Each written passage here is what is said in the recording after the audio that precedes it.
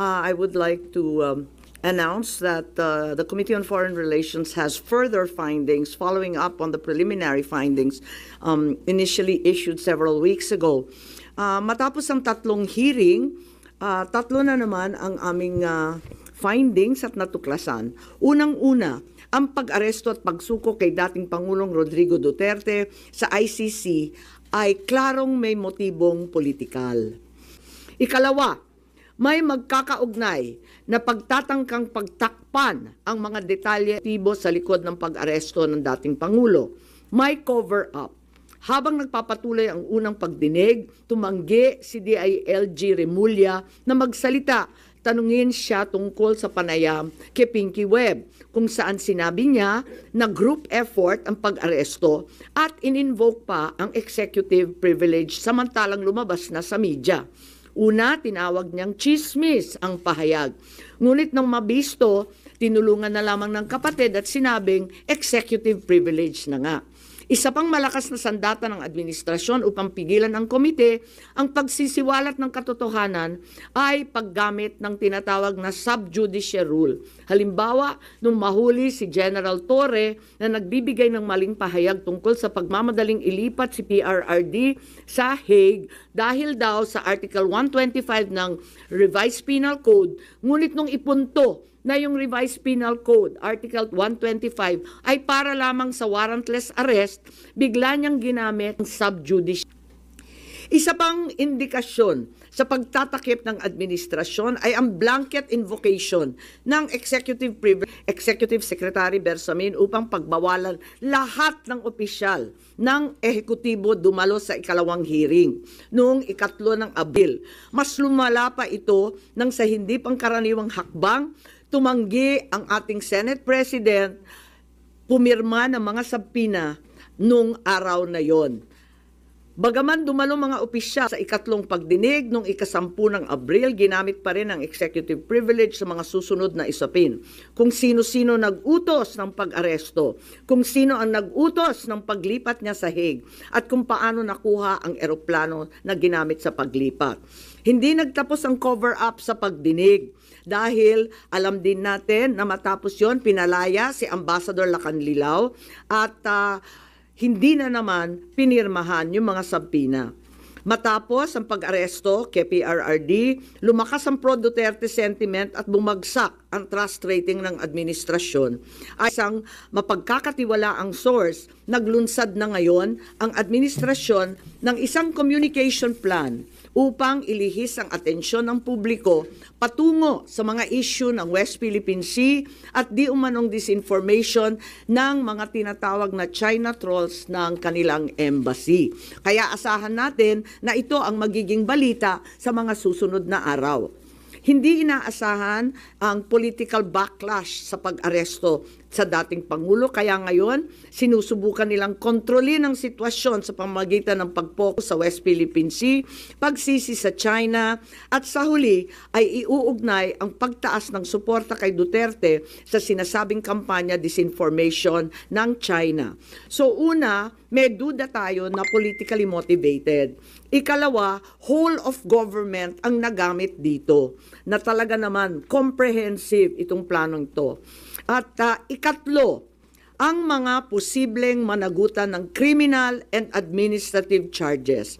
At iminumungkahi namin na imbestigahan ng Office of the Ombudsman ang mga sumusunod. Una, si DOJ Secretary Remulla Boying maaring managot sa violation of RA 3019, Anti-Graft and Corrupt Practices for sanctioning an invalid administrative arrest against the former president in contravention of the ruling of the Supreme Court in the 2023 case of Immigration versus Juan Wenle. Maliwanag na napakadaming kondisyon, kwalifikasyon at requirement na isinaad ng ating Korte Suprema doon. Ikalawa, usurpation ng DOJ ng judicial functions. Kahit hindi sila korte, naghahatol sila na halos sila ang naging husgado. Ikatlo, grave misconduct and conduct prejudicial to the best interest of public service. Ikalawa, baka managot din si General Romel Francisco D. Marbil, ang Chief PNP, sa arbitrary detention, Article 124 ng Revised Penal Code. Violation of RA 3019, anti-graft and corrupt practices for inducing or persuading General Torre to perform an act in violation of laws, rules, and regulations or an offense in connection with the official duties of the latter. Grave misconduct and conduct prejudicial to the best interest of public service. Andito rin sa mga nakalista at ayon din sa payo ni dating Supreme Court Justice na nagpayo sa atin na malahil si SILG Secretary John Vic Remulla ay maakusahan din ng arbitrary detention katulad nung iba. Violation of 319 for inducing General Torre and Marbil to perform an act in violation of the Constitution and our laws. Ikatlo, grave misconduct and conduct prejudicial to the best interest of public service. Ang ikaapat na maaring patawan din ng kaso ay si General Nicolas Torre III. Maaring managot sa arbitrary detention. 2 counts of arbitrary detention, not only against the former president, but also against former Executive Secretary Medialdea. Ikalawa, violation of RA 7439 for not allowing the former president to be visited by VP Sara, both his daughter and his named counsel, and for forcing the former president's lawyers to leave him. Also, the violation of 3019 for allowing himself to be induced or persuaded by General Marbil LG Remulla to perform an act in violation of law, rules, and regulations in connection with his official functions. Grave misconduct and conduct prejudicial to the best interest of public service ay maaari ring ipataw laban kay General Torre. Ikalima, Marcos v. Lacanilao. Maaring managot sa usurpation of official functions, Article 177 of the Revised Penal Code, pagsisinungaling sa ibang kaso at perjury sa ilalim ng Article 183 of the Revised Penal Code, false testimony in other cases, and perjury in solemn affirmation under Article 183 of the Revised Penal Code, at conduct prejudicial to the best interest of the service. So ito ang further findings namin. Hindi ko masara yung investigasyon kasi marami pa ring mga issue katulad ng sinong tumulong sa ICC, yung tungkol sa eroplano na nanatiling bukas at masalimuot. It's been a rumor, once again, that the Vice President will in fact be issued by the ICC a warrant immediately. So, alam natin na si VP Sara ay nandun sa listahan. Pero alam ko na nasa ibaba siya, no? Doon sa mga pinangalanan. Ngunit, ilang araw nakalipin. Sorry, where did you get this information, ma'am? Nasusunod si VP Sara na arestuhin? Uso naman ang chismis ngayon. Chismis rin po. Meaning, no credible source, ma'am? Not yet. A few incredible sources, but nevertheless, we have to pay heed. And let me make it clear, I will oppose that warrant with everything I have. Foremost, the administration has said time and time again through the President himself that the ICC has no jurisdiction in the Philippines. Therefore, any warrant of arrest by the ICC cannot be enforced in this country for lack of jurisdiction. It is nothing, that warrant from the ICC, but a mere scrap of paper. Walang bale yun. In addition, there's no basis for the Philippine government to cooperate with the Interpol in enforcing an ICC warrant. The mere fact that a void warrant is transmitted through Interpol does not make it less void, does not make it valid. At ikatlo, as the hearings have established, the circumstances surrounding the investigations of the ICC in this country, the incidents leading to the issuance of these ICC warrants, and the enforcement of such warrants are politically motivated and really are in violation of Article 3 of the Constitution of the Interpol itself, which prohibits the Interpol participating in any intervention or activity of a political character. Ma'am, sabi niyo, you will do everything para harangin sakaling magkaroon na rin ng arrest warrant laban kay VP Sara. Ano ba mga action ang gagawin niyo? Wala tayong balak na isuko ang soberanya ng Pilipinas at ibaliwala ang ating husgado. So hindi baka maireklamo kayo ng obstruction of justice just in case? Hindi ko po alam. So ano mga action ang gagawin niyo, ma'am, para harangin sakali? Iniisip pa kung anong kailangan gawin dahil tulad nga ng sinabi ko, haka-haka pa lamang ito. Ngunit sa nakita natin sa mga nakaraang 2 taon, itong mga haka-haka, duda, suspecha, madalas nagiging totoo. So may mga preparation na rin si VP Sara dyan sa chismis na natanggap niya, ma'am? Marahil po. Sorry, isa lang. Pero yung warrant na paparating para kay Senator Bato and other former police officials, credible na po yung source niyo dun, ma'am? Parang, kasi maliwanag yung listahan, pero andun siya sa sumunod na listahan ng ICC, di ba? Andun siya sa warrant, kaya't inaakala namin na yun na ang susunod. Pero hanggang ngayon, wala naman inilalabas at nagbago ang ihip ng hangin at ang balita ay si BP Sara. Ma'am, Yes. kanina nabanggit niyo po kanina na part ng diversionary tactic yung paglabas ng issue ng supposed paid trolls ng Chinese Embassy in Manila. Are you now saying that Senator Tolentino and the yung committee niya po were used po for this propaganda by the administration? Ay hindi ko naman gawain bumatikos ng kapwa senador, pero ang alam ko may utos talaga sa admin media na i-divert at mag-squid tactics ng bonggang-bongga, i-divert sa iba't ibang balita tulad ng mga sagupaan, yung fake news nga na tinake over na, yung kung ano-anong mga isla at islet, tapos yung balita ng 20 pesos rice, sinabay-sabay para ilayo sa tunay na problema. But as a sitting senator po, kayo po hindi kayo nababahala if there's some truth to it na although it's a widespread speculation na even before pa na gumagamit yung China ng machinery, ng propaganda machinery regarding sa WPS issue. Naku naman, sigurado tayong meron. Walang pagkakaila, walang duda na meron silang makinarya para dyan. Meron din ang mga Amerikano, meron din yung iba't ibang mga malalaking bansa. Marami talagang nakikialam. Sana po. Ma'am, how do you feel about people saying na hindi maganda na kayo po kinampihan nyo yung mga Dutertes, yung kalaban ng kapatid nyo, more than dun sa kadugo nyo po sa si President Marcos? How do you feel about that? Masamang-masama ang loob ko, ngunit ang akin lamang, kailanman hindi kami nag-away ng aking kapatid. Yung mga amuyong sa palasyo, yung mga nariyan, yung mga lulong, ayun, sila po ang ating kaaway. At hindi ko naman kinakampihan ang isang panig laban sa isa. Ang pinapanigan ko lamang ay ang soberanya ng Pilipinas na isinusuko natin. Nakakahiya naman itong ginagawa natin na. Ma'am, sino daw yung lulong? Abangan po ninyo.